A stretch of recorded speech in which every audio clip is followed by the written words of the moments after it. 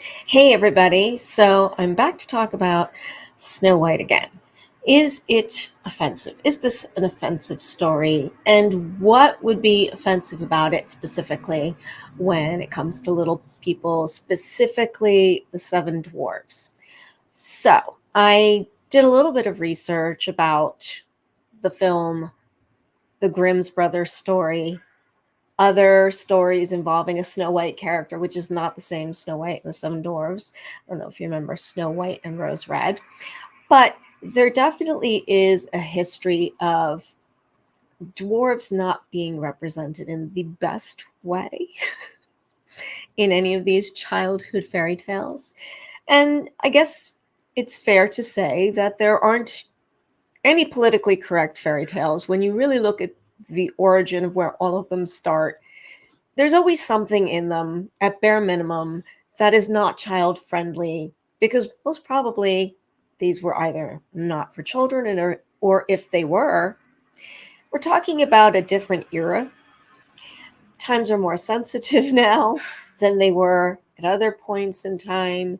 So if you don't have, for example, I'm not saying that this was happening in regards to Snow White, but if, for example, you are not surrounded by war, you're not surrounded by people hunting or people getting killed left and right around you because of whatever time and place you grow up in, that does affect what kind of fairy tales are being told to you and what your tolerance for certain subjects are. You know, if hunting is a part of how you are raised, you're not as sensitive to it as somebody who goes to the store and gets their food and this is all they know about it. See what I mean? So if you were to talk about a fairy tale where hunting was concerned, and you bring a child that's never known anything about hunting, it's going to be pretty horrifying and traumatic for them. See what I'm saying? So there's always something, whatever the something is. When it is specific to the seven dwarves, well, the problem, it seems, is, to my knowledge, there aren't any positive characters in fairy tales, you know, that are disabled or have dwarfism. For the most part, you're not seeing much of that. Obviously, are there going to be some that are? Yes, but for the most part, not. um, and even if this person plays a good guy, there's still something negative that goes on there. So let's use the seven dwarfs as to what's wrong here. So I went and I rewatched the Disney movie from the 1930s. I believe it's the 1930s, the cartoon. And it's really, there's a lot about the movie that's really fun and sweet and nice. I mean, you know, high pitched singing Snow White, which she has this beautiful voice, but it's so unique and how high pitched it is, and just the animals running out of everywhere to talk to her. I mean, they're not talking, but there's a communication between them, so to speak, and helping her with stuff, and all of that's nice. Uh, there's the part where she and the prince meet the first time, and he basically sees her singing about wanting to find love. He takes one look at her and is like, "Wow, she's hot, so I want to marry her." And he says that to her, and then that's that. So, okay, this is, I don't know, that alone. If I had a daughter, I don't know that I would want to tell a story that this is how they met for the first time. And that's, that was enough information to determine this is the person to marry. Granted, Snow White was a little nervous about the guy at first, like, who are you? But then does kind of fall for him.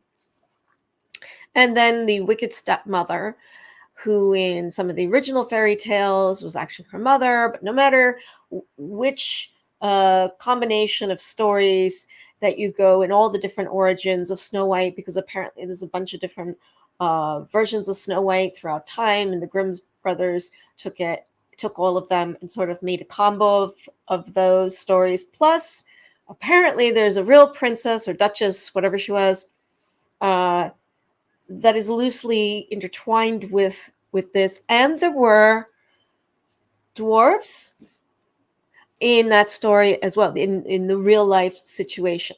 So in that situation with that princess, the dwarves were based on miners that were children, originally children, that would go into the mine shaft that was very small, and so they would have the children go in there. But the problem was the children, as they grew, as they became older, they didn't really grow, and they also got very hunchbacked, and so then the locals would refer to them as dwarfs. So this is part of where that comes from. Still in all, using dwarves towards the children in not the most positive way. So now, for the film, wherever all the inspiration comes from for this story, let's push that aside, because that's a whole rabbit hole in so many directions of where some of those origins are offensive, because many of the portrayals of people with dwarfism it's the same stereotypical stuff, that this is an angry person, they're not necessarily a real person, they're a mythical creature, or there's something that's wrong with them, and that's, they came to be someone that doesn't fit in with society because of how they visually appear and things like that. So in the cartoon movie, when Snow White first discovers the cabin in the woods, the little cottage is not a cave. So when Peter Dinklage was talking about that they lived in a cave, now he may have been referring to some story that I'm not aware of that this movie was inspired from, but in the movie they're in a cottage. Now, a cave, well, they were in a mine, but that's where they worked, and they were diamond mining, and so they had jobs, and which probably gave them some good cash. They were in a cute little cottage. Snow White comes upon the empty cottage because she's trying to escape from almost getting murdered from the huntsman. And when she sees the cottage, and she's like, "Oh my God, it's so cute! It's so tiny," because it's a little cottage because it's for little people. And when she goes in, her first assumption is that, oh, look at 7 little chairs. There must be children here. And okay, at that point, I say to myself, well, at that point, if you're in a land where, let's say, you've never seen little people, you didn't know they existed, and you walked in that house, I guess, yes, this would be your first assumption, is that these chairs are for children.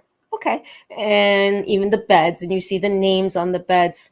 I'm not getting offended there. I'm not finding it offensive yet in the film, because at that point we haven't even met the 7 dwarves. We just know that she's walked into some house that's smaller than most and has what appears to be children's chairs, and everything is smaller. So okay. Then we see the dwarves, and they're busily singing and doing their work in the cave and diamond mining, and okay. And they go home, and then they discover Snow White asleep in the bed. Mind you, she broke into their house. They have a right to be mad, but whatever. They're very nice to her. And she wakes up and she's surprised, and she realizes, oh, these are little men. These are not little children. Now, here's where it starts to get my back up a little bit when I'm analyzing and going, where's the parts that are offensive? Well, her tone does not change at any time when she talks to them. They're not talked to like they're adults. They are talked to the rest of the film like they are children. Now, this is part of the problem when it comes to anybody under the umbrella of disability, whether it's someone who is a little person, someone who's like me in a wheelchair, whether it's I happen to be disabled from a chronic illness that struck me in childhood. I've not been in a wheelchair and I have not been disabled my entire life, but since a child, yes, there are some people that have become disabled as an adult due to an accident, whatever the situation is that puts you into that category. It is a very common thing for some able-bodied people, unfortunately a good portion of able-bodied people, to talk to someone with a disability as if they are a child, and especially if you're a little person. That is definitely something that is going to happen. It's common that we all get infantilized. So right there, that's part of what's going on there. Because, okay, she thought they were children at first because of the furniture, but the second she realizes they're men, shouldn't it shift to talking to them like they're men? Now, when she initially comes upon the place, it's a filthy mess, and you could go, okay, should I be offended by the fact that these 7 men cannot keep this place clean? Communities are going to be divided. There are going to be people that are going to find that to be something, and there are going to be people not to find that to be something specific to people with disabilities or little people. There is a thing where you're considered incapable of doing things, whether it's legit not able to physically do something or just not thinking or knowing how to do anything, including how to keep a house and stuff like that. Because part of the problem with being a person with any kind of a disability is many people feel that you're deficient upstairs. Basically, even for people who are mentally challenged, the way people in general are treated, if we took just that group of disability and saw how the average person, able-bodied person, would treat someone with a mental not mental health, but intellectually challenged, there's a difference between treating someone like they have an intellectual challenge and just treating them like they're flat out dumb and can't do anything, and treating them lesser than you would a toddler, which is often what happens, assuming what someone is capable of discussing without even trying. You can have the most intellectual person and they're not able to discuss just anything. So you'd be surprised. I would just say you'd be very surprised. And there have been people that with Down syndrome, for example, that go to college. And so it's not what people assume it is. Now, the problem with all people with disabilities is everyone is treated as though they are intellectually deficient, as in there's nothing there. And part of that is the history of disability, of being shoved into mental institutions, all disabilities being shoved into one classroom, one situation, because that was the point, was to exclude you from society, because society wanted nothing to do with you. And that almost became a tradition, not a tradition, but where even in schoolrooms, if you had any kind of disability, a learning disability, intellectually challenged, you were physically disabled, anything, you all went to a different room, one room, even if you didn't need to be in that room. And the education was affected, because how do you take varying different problems and then go, okay, we're going to teach everybody the same lessons? Well, if there's an intellectual disability with a non-intellectual disability in the same room, you can't teach the same lessons. So it's kind of all over the place, but it's a long, complicated history for people with disabilities of what would have gone on. And because of those histories, that's why when they show themselves in negative stereotypes about characters, some of it comes from that because it's the mindset of a non-disabled writer that that's all they've got to work with half the time.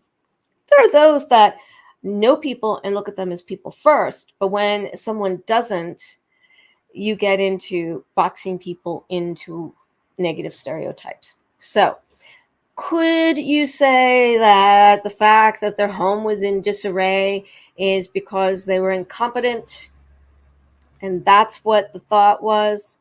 And Snow White came in, the able-bodied hero came in, which is often the case in films, is there's always the able-bodied hero who comes in and saves the day and makes this person's life better and tells them what they should or shouldn't be doing to get them to do what they're supposed to do.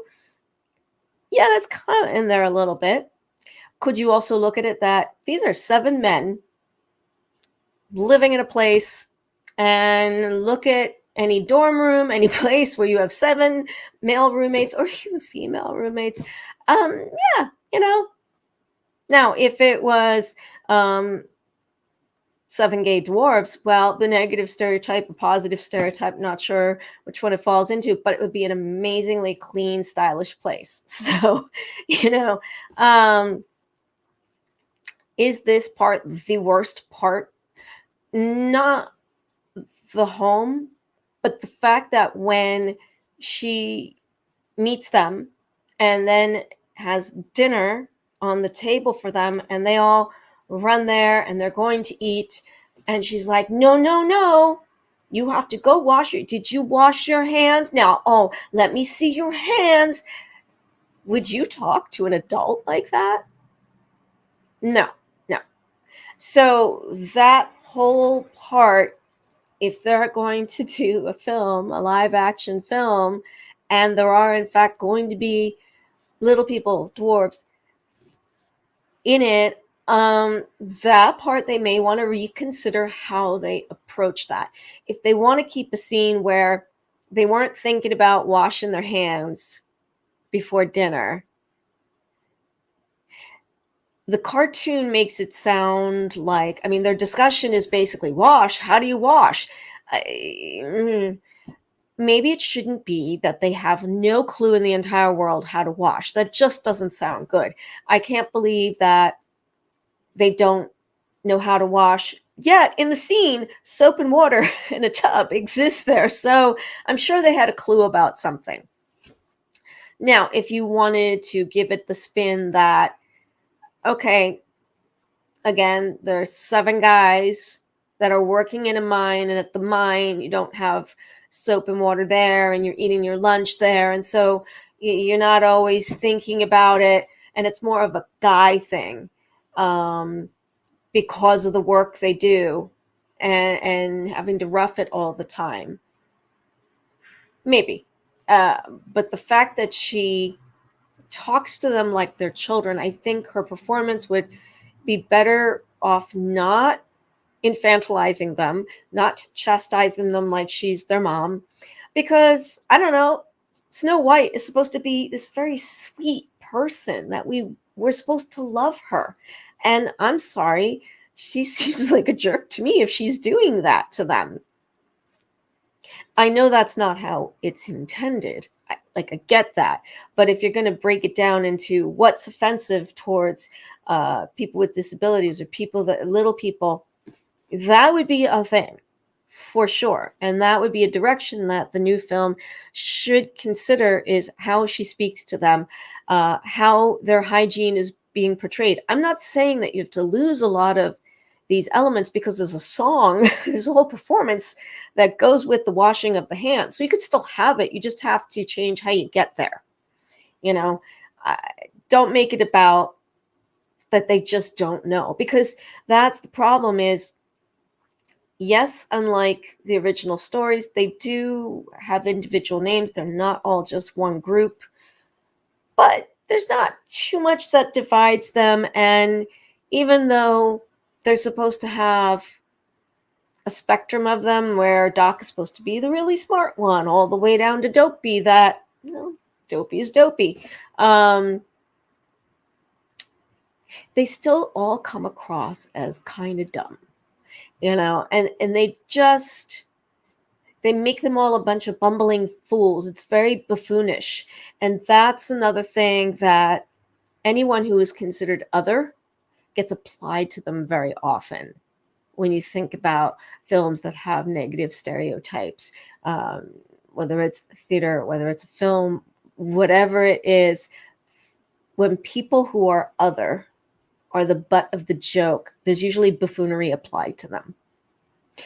So that would be a thing, is for the sake of comedy to have some slapstick, of course, but all seven are bumbling and falling down. Now, I know some of you are going, but what about the Three Stooges? Right. But there's a little bit of a difference here.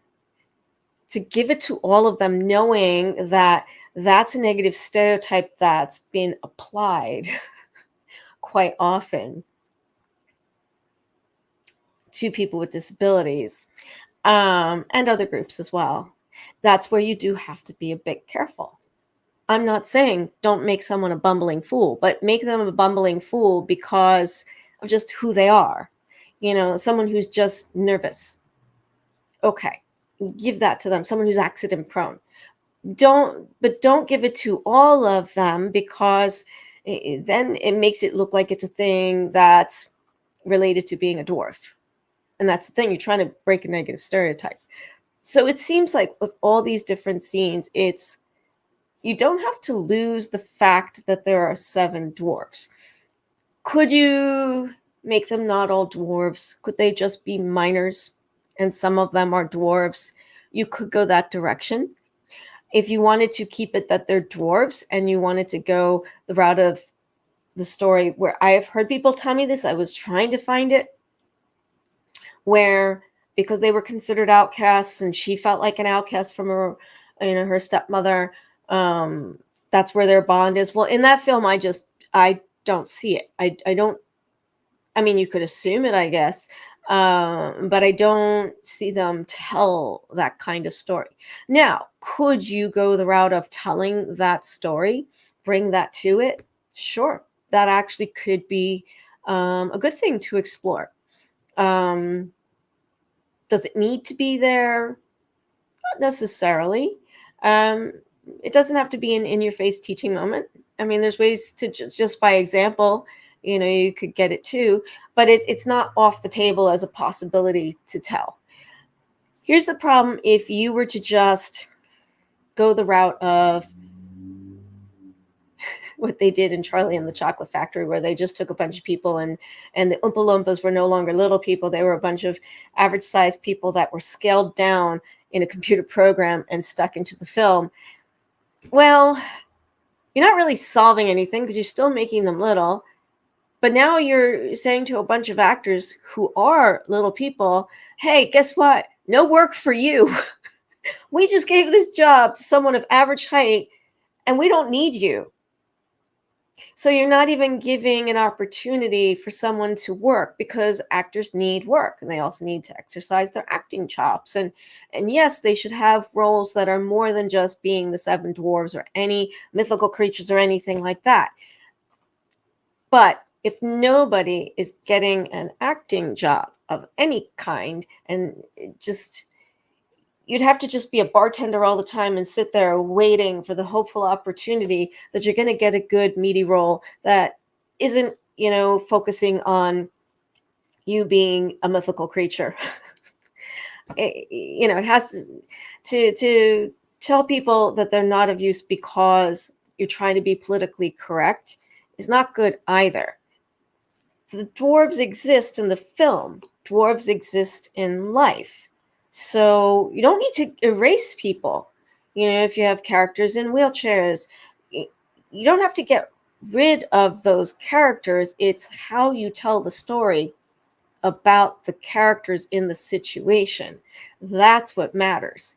So I think that's what's more fair, is keep it 7, Snow White and the 7 dwarves, but just try to look at, well, what are the negatives about the situation? If they're minors that are smart and are making lots of money, and maybe they talk about their families back home.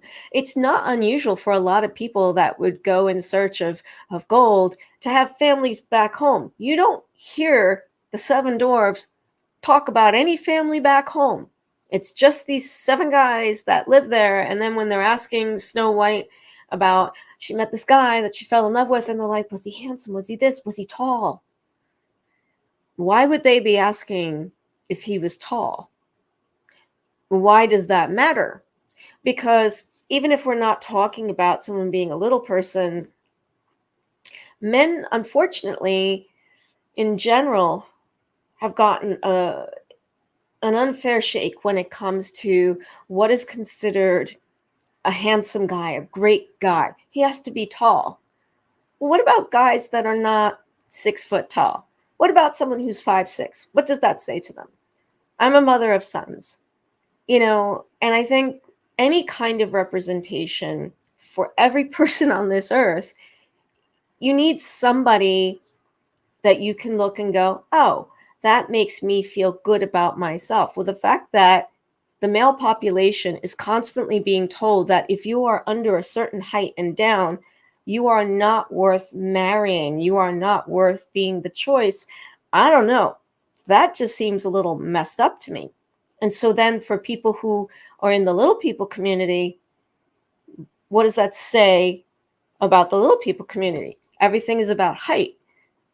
So, I think that needs to go. And the fact that when they go to work the next day and the way she kisses them goodbye, it's almost like she's kissing children goodbye. And the fact that Dopey has this hopeless crush on her, which I'm not saying that nobody can have a crush on her. But the fact that it comes across like none of them would be a consideration to hook up with her. Now, I'm not saying that Dopey should have hooked up with Snow White. I'm sure there's some weird porn out there where that happens. But it is something that does stem from a negative stereotype that when you are disabled, you are a little person, anything under that disability umbrella, you are not considered a choice. And there is this thing that happens where people who are able-bodied, people who are average size, do that thing where they're very nice in a way like, oh, that's my boyfriend, that's my girlfriend, but they don't actually mean it. They're just saying it to be nice because you would never be considered that kind of, to go in that kind of category. Because unfortunately, you are considered asexual when you're in the disability umbrella, under that disability umbrella, or you're fetishized. I'm not sure which is better, but you're not sexualized. So that would be something that should change. They should have families at home. They should talk about a wife. Show a picture. All they have to do is, yeah, I miss my wife, and she used to keep a nice kitchen. I mean, you don't want to get into misogyny, so you got to make sure there's something that he says that he does well, or he's going to learn better, or I don't know. But there needs to be something more than it's just these guys, and that she would never be an option. She would never think of them as an option. Now, there is the route. Does she end up with one of them? Sure, you could go that way. But the point of the story was supposed to be she ends up with the prince. Okay. I think the fix for that is maybe, I don't know. I think if she's attracted to someone, but then it's like she's really attracted to the prince. But the fact that the prince, she's met him once, they sang a song, and that's it, versus she's spent more time, quality time with the seven dwarves. Who do you actually know better? So that gets to be a tricky point. I don't know. That one I'm back and forth on. Because if the goal is for her to run off with the prince that she barely knows, I don't know. I'm not saying you have to go one direction or the other, but the dwarves need to be sexualized, not fetishized. And by sexualized, I don't mean in any porno way. I mean, make them people with lives, make them people that are considered worthwhile to more than just their community. That's huge right there to do. So it's the long way of saying all of this is those are the things, if you change them, those kind of things, you could keep the story. You just have to change how you get to and through each of these scenes. But you can keep all of those scenes, just change those different things so that you're not making it offensive. It's unintentionally offensive, but it is offensive from the examples I gave you. If it's still confusing to you, put it in the comments below. Ask a question. I mean, I think questions, opinions are really important.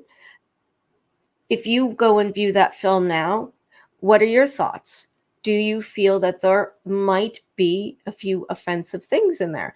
I mean, is it offensive that this girl feels that she's going to run off with this guy that she met once and that's her value? Well, look at the home she was in. I mean, who wouldn't want to escape? But, you know, there's a whole thing going on with what is Snow White basing her value on when it comes to meeting a guy. It's simply someone that I love that's going to find me.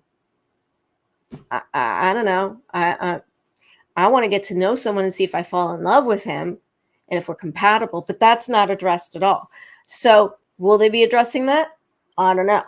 Hopefully, all the way around, they figure some stuff out, but definitely the stuff with the seven dwarves, if they are more positive role models, you know, they're minors that are making a lot of buck and they have families home, that they're, you know, putting their kids through college or whatever it is, that there's a success story there and they are not talked about or talked to like they are children and like they are dirty and don't know how to be clean outside of that, you know, outside of the mine, it would help a whole lot.